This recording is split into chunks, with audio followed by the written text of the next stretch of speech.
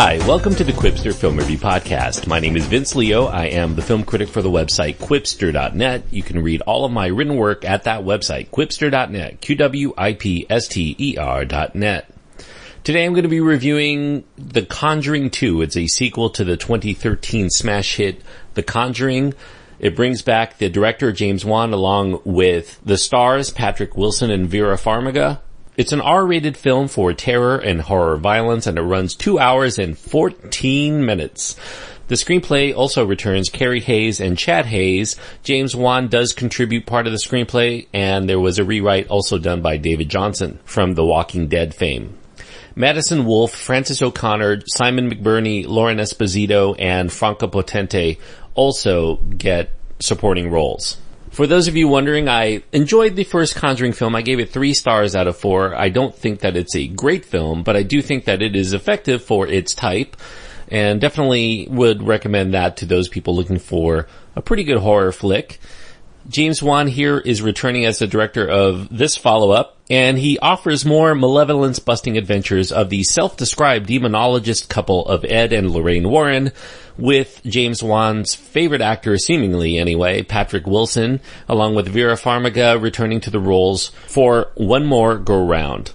The story here starts in 1976. We have an introductory nod to the case that made the Warrens most famous in Amityville, the source of a best-selling book and a whole slew of horror movies, allegedly based on true stories, but most people consider it a hoax nowadays. The reputation of the Warrens spreads to other parts of the world as the church sends them to Enfield, which is a borough of North London. I just want to take an aside here to say in reality, the Warrens were reportedly only in Enfield about a day. They were not asked to be there, and they played no significant role in the investigation, which reportedly went on for about 2 years and not just a few days, as you would glean from this film. I also want to say to people in Hollywood and other filmmakers, can we please put a moratorium on the use of The Clash's London Calling to introduce the city in films, please? There always seems to be a montage where people come into the city and we hear that song. It doesn't even make sense for this film because that song was done in 1979 and this film is set 2 years earlier. And either James Wan just hasn't seen other films or he's seen too many. I don't know. But anyway, the Warrens set about investigating the home of Peggy Hodgson.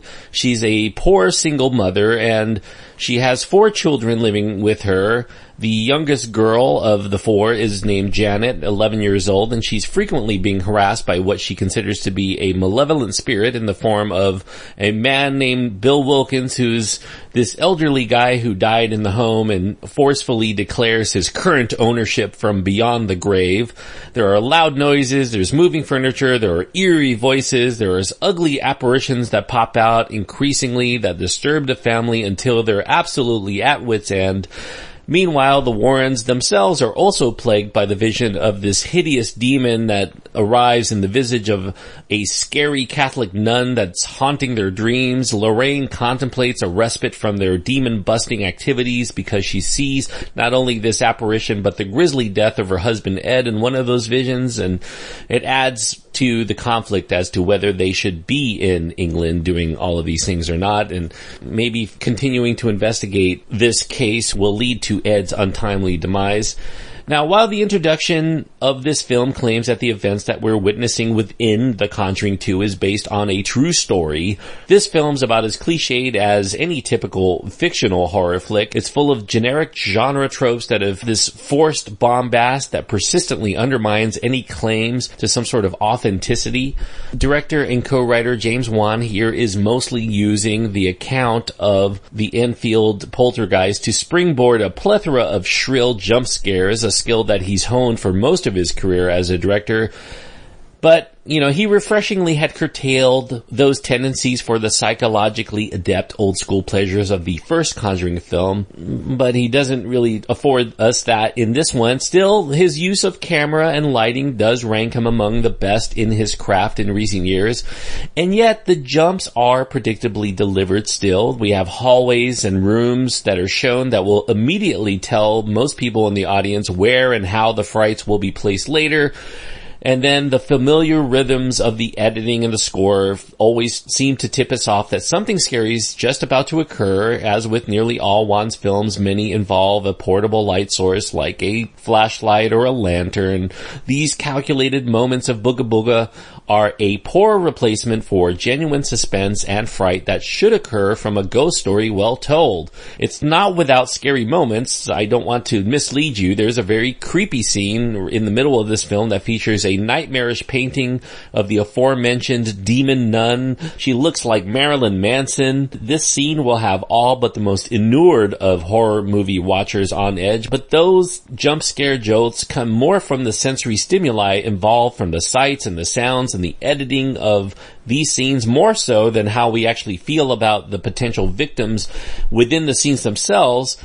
These scenes would have been just as effective in just about any movie, so any pretense that this film has really good character development to justify its 2 hours plus runtime, I think that's overstating the case. And speaking of character development, there are more attempts here to add a love bond between Ed and Lorraine Warren. It's an interesting touch, but we're not given enough of their background in either of the two Conjuring films to get too caught up in the power of that romance. The film also tries, however feebly, to try to leave room for some doubt on the part of whether the frights are real or not, but Wan, as the director, fails to leave any ambiguity to the proceedings for about 90 minutes, and that makes the sudden shift to entertaining the notion of a hoax absurd given all of the unexplainable horrors that we've seen the characters have experienced up to that point. We never believed that this could be faked, despite any evidence to the contrary. The first Conjuring film managed to play its cards in terms of those revelatory shocks close to its chest,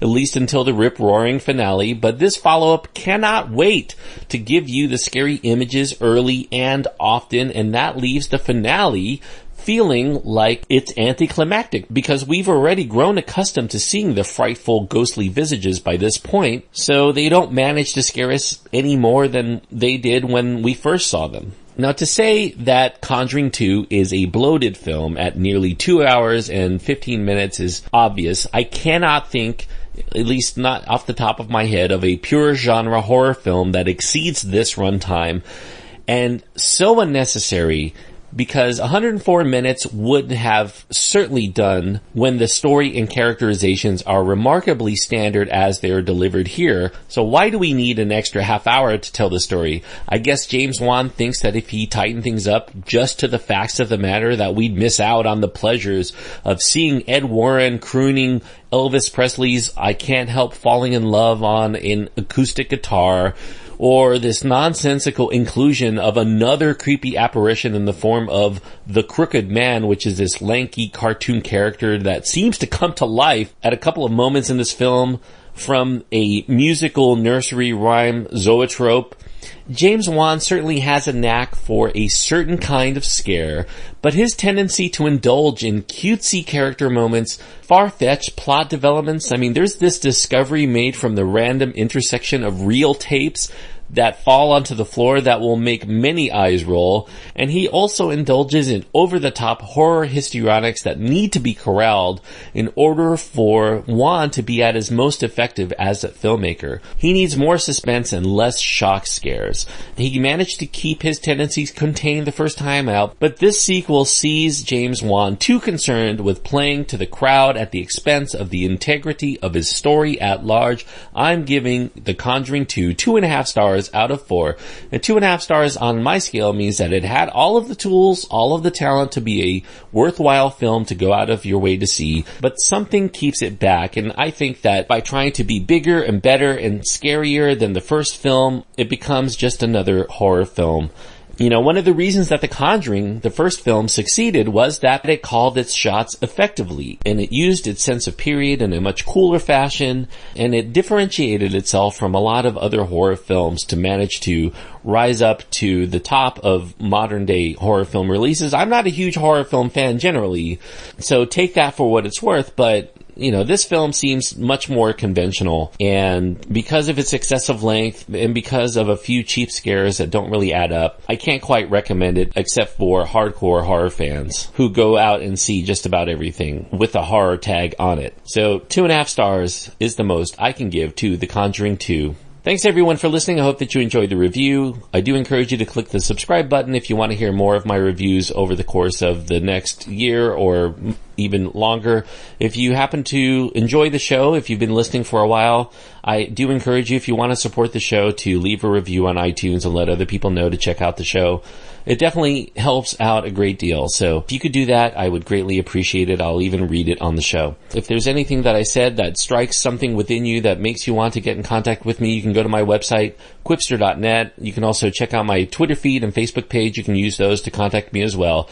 Go to quipster.net, QWIPSTER.net. You can also read over 3,800 of my film reviews, including my review of the first Conjuring film, to let you know where I'm coming from. Until next time, if you do end up going to the movies, I do hope that you had a great time, whether you agree with me or not, and support your local theater because, movies offer so much more bang for your buck than just about any kind of entertainment out there. And I just have such fond memories of going out to the theater with my friends and seeing movies, so I hope that you experience the same thing too, with you and your friends and your kids or whoever you see the movies with. It's a great shared experience, and the conversations that follow are definitely worth it.